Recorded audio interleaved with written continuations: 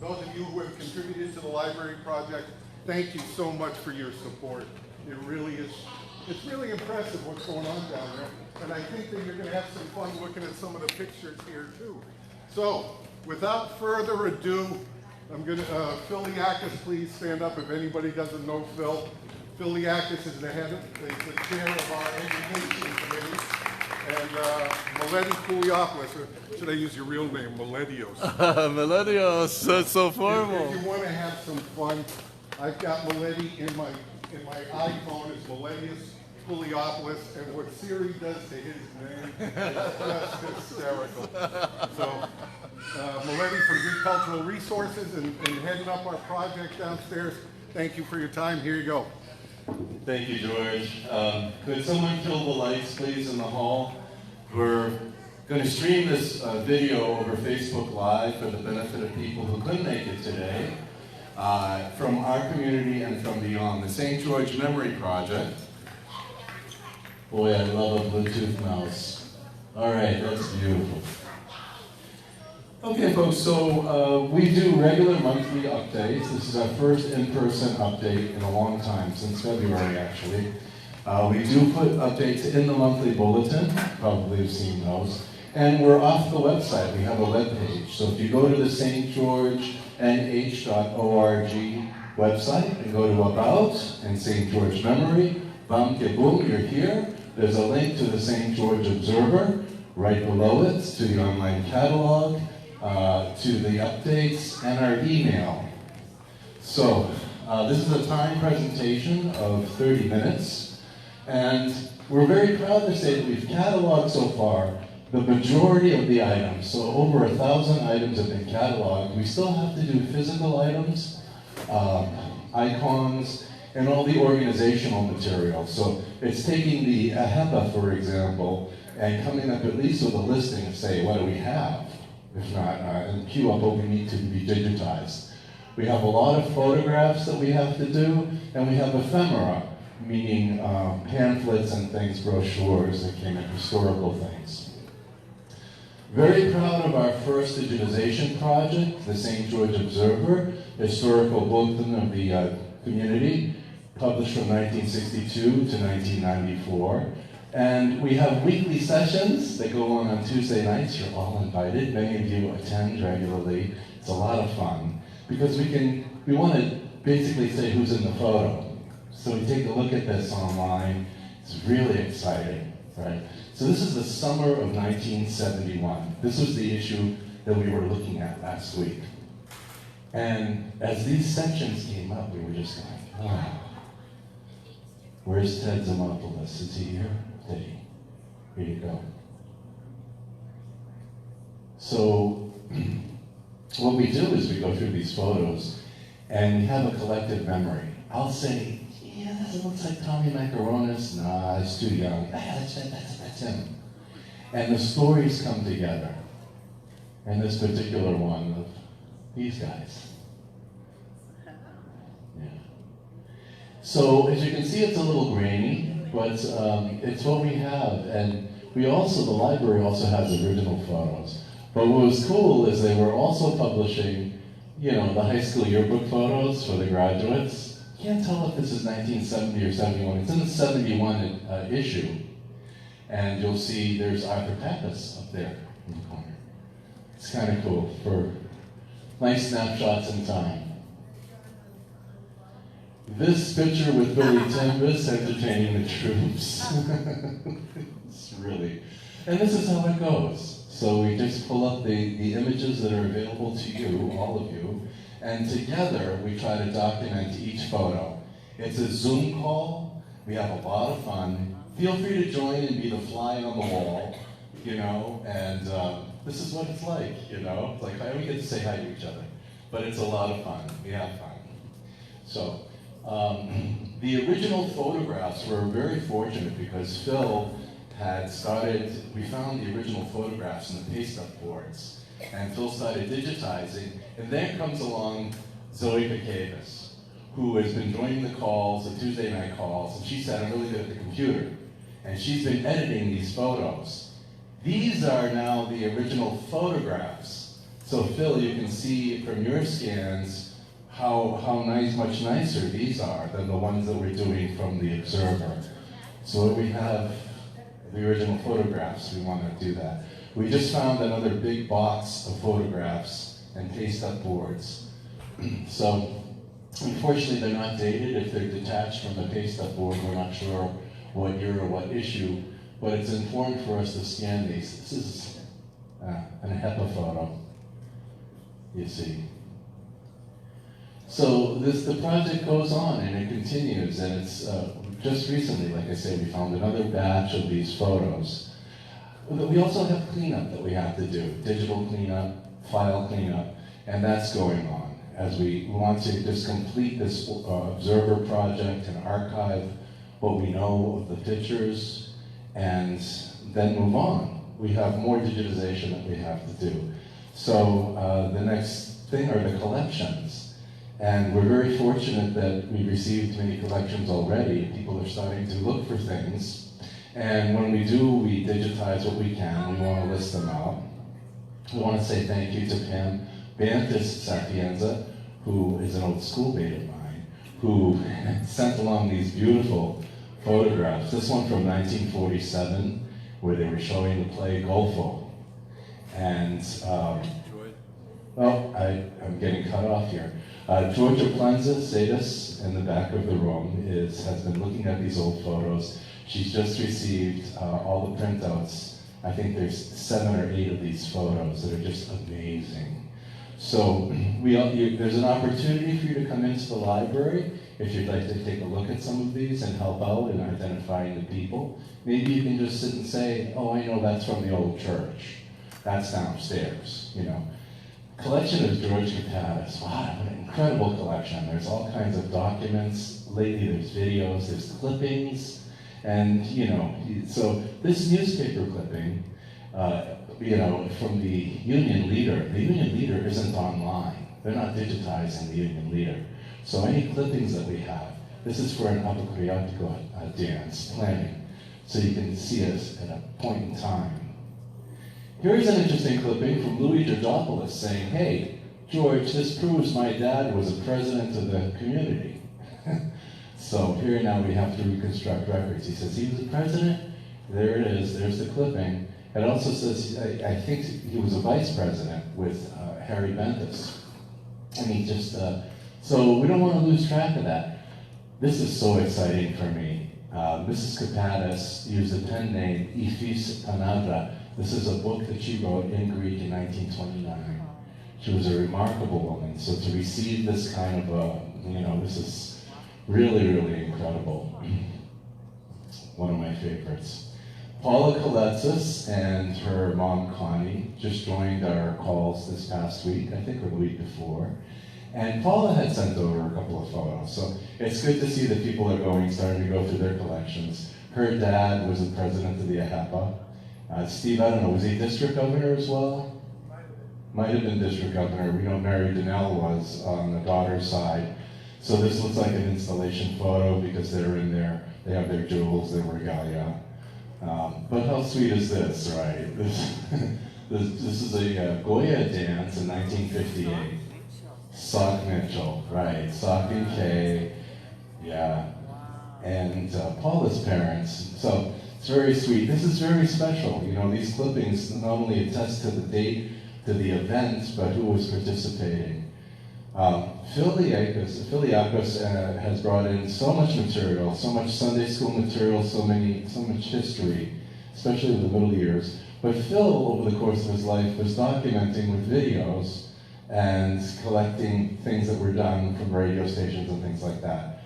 So please enjoy the next, I don't know, maybe 5 minutes. These are old video footage from 1988 that was produced by Bill Milius, and it's come to us by way of Philiakos on a video cassette. We're offering little snippets of it here.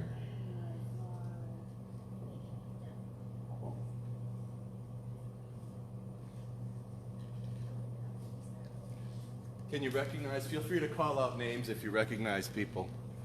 That's Maria Maria Damalis. Damalis? Can you remind people that we're still doing this every summer? Yeah. You know, the beautiful thing is that throughout the summer, there's cooking for Glendy. Those of you who participate. Oh, you got it? Yeah. Oh, I should give you the microphone. Yeah, get it over there. Yeah, so there are cooking sessions throughout the summer. It's great to have a family come in and, you know, participate in one particular thing, you know, whatever. But those will be posted. Who is this?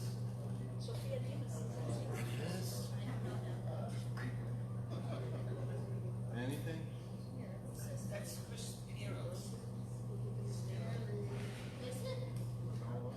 So this video actually has sound. This one video is 20 minutes long, and we've just edited little pieces of it because it's so cool. I'm gonna make some more of those this year.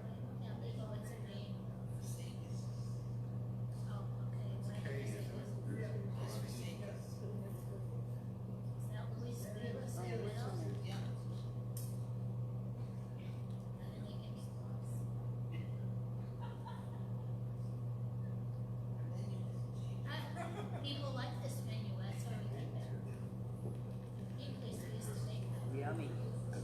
Much work and, It's easy. This would be Deepless. I don't know. Do they still make Deepless? no, we stopped because we couldn't get enough workers, they're afraid to burn themselves with the hot. They're afraid to burn themselves with the hot. Yeah, to think that they went through this. So I know because there's a little problem. The video will go dark for a little bit, so I'm going to talk when it goes dark, and it'll come back.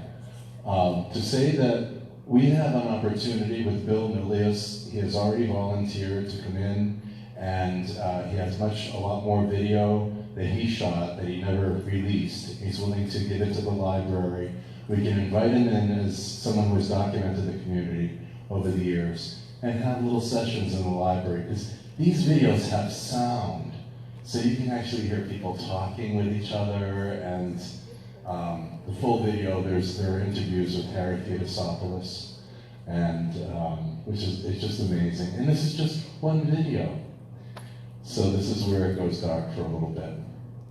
I want to say that in this section of the presentation, we're talking about collections. This is video that was from the collection of Phil Diakos, who had this video that was produced in 1988 by Bill Milius. And it was a 20-minute video, one of many. There's all kinds. So it's just so fortunate that we have this. This may be the format for the younger people.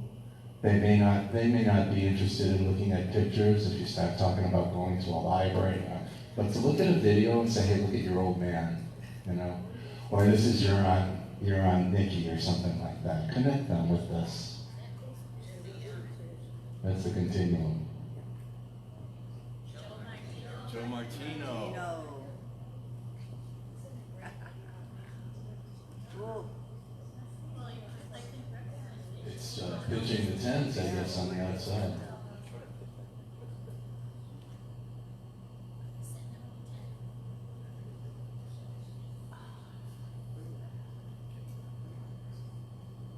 So I know we have other videos of other years for Glendy.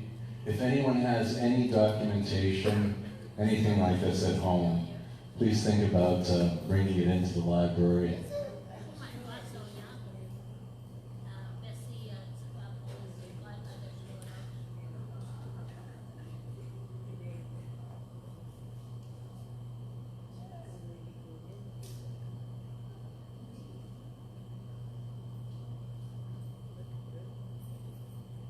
I like the one at the end. It's a little hard to make out, but that looks like Greg Tinder's, well, just went by. Maybe not. Yeah, in the front there. Anyway, so it'd be nice to show these videos in the library. We're going to be talking about the reconstruction effort downstairs, the redesign effort.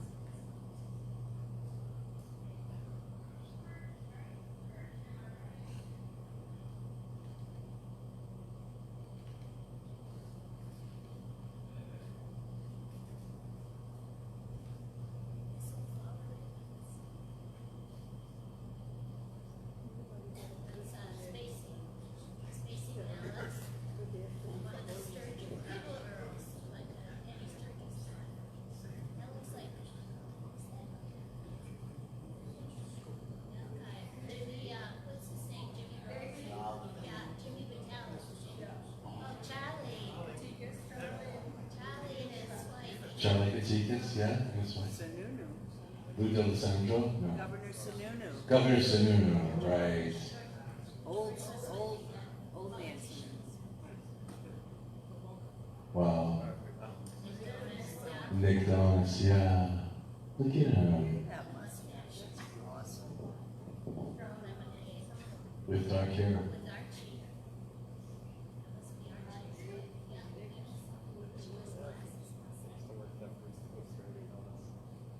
Oh, Salikas?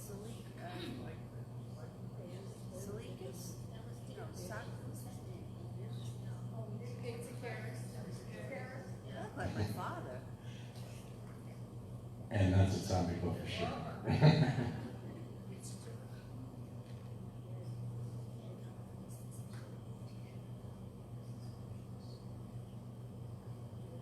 Anyone? No idea.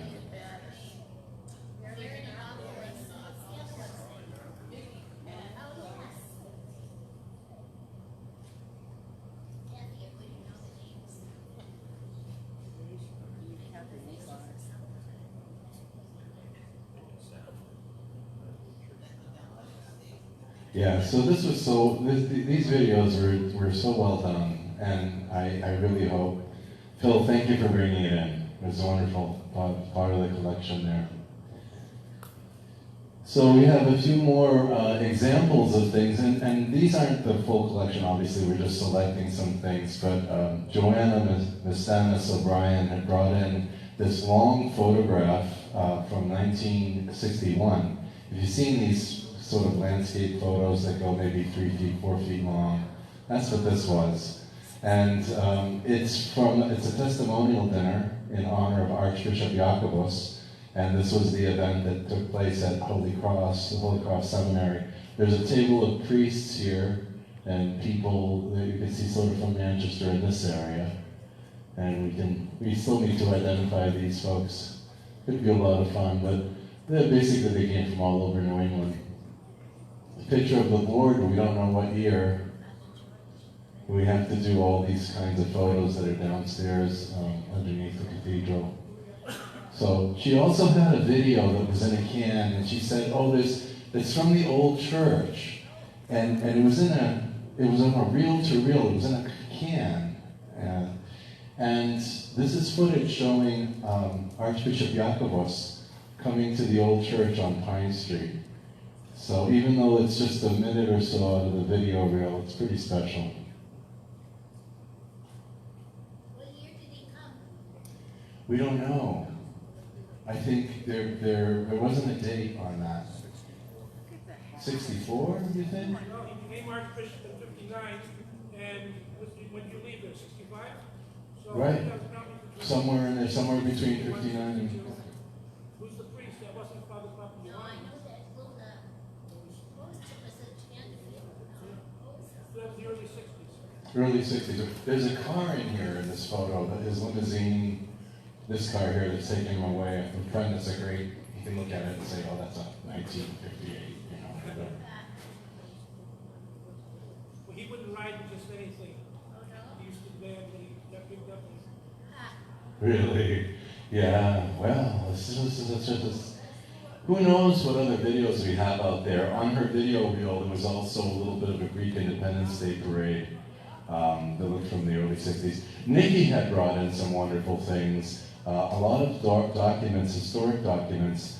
This one is from the 50th anniversary celebration, October 1955. These are all the committees and all the people who worked on the committees, and it's all written in Greek, you know. So, and that was just an amazing celebration here. The Constitution and Bylaws of the Hellenic Orthodox Community of St. George, published in 2011. These now you can actually search, so you know they're easy to distribute. Now we have them digital. Here's an older guide. I think this is from the 1950s, the early 1950s. It's the Constitution and Bylaws. She even had the envelope that these were sent in to all the members at the time. Again, we're not sure exactly what year, but maybe someone could look at this envelope and say, oh yeah, that was the stamp they were using 1.5 cents. So it was a while back.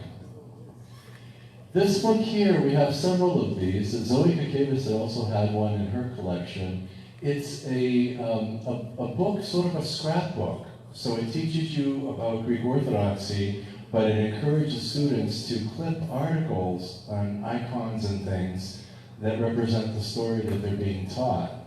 So, and there's something that explains how the scrapbook is to be used, but you can see to the left, they actually, glued in these kinds of things. So I'm just gonna open it up. Father Mike, do you know anything about this sort of phenomenon? I've never seen this until coming here. I mean, this is from the 30s. This is apparently what the students did. They clipped in, they went into the newspaper and they found, this clipping's from 1940, I see. The book is much older. And Nikki brought in her Sunday school, honorable mention certificate, which is great because we're trying to get to Sophie and Ignatius to interview her. We had set something up and then there was a problem. So hopefully we'll show her this and other things. Georgia Sadis, who is here, I think, Georgia, brought in some wonderful photographs. We started the library project. No bad read. We started the library project, and Georgia had already these old photographs that she had been documenting. So she shared them with us. This is from 1920, and it's from, the photograph is by Tom George, who ended up working at Leslie Studios. A lot of the early photos are like that. This original photograph may have been 3 or 4 feet long. Here is the choir, probably from the early 50s, I think she said. When you turn it over, she's got the names on the back. So this is really an archivist's dream that someone comes along and they've actually started to document that material. And she continues, she's helping, she's walking away with all these photos, so we thank her. This appears to be some sort of a play, or maybe it was for Greek Independence Day.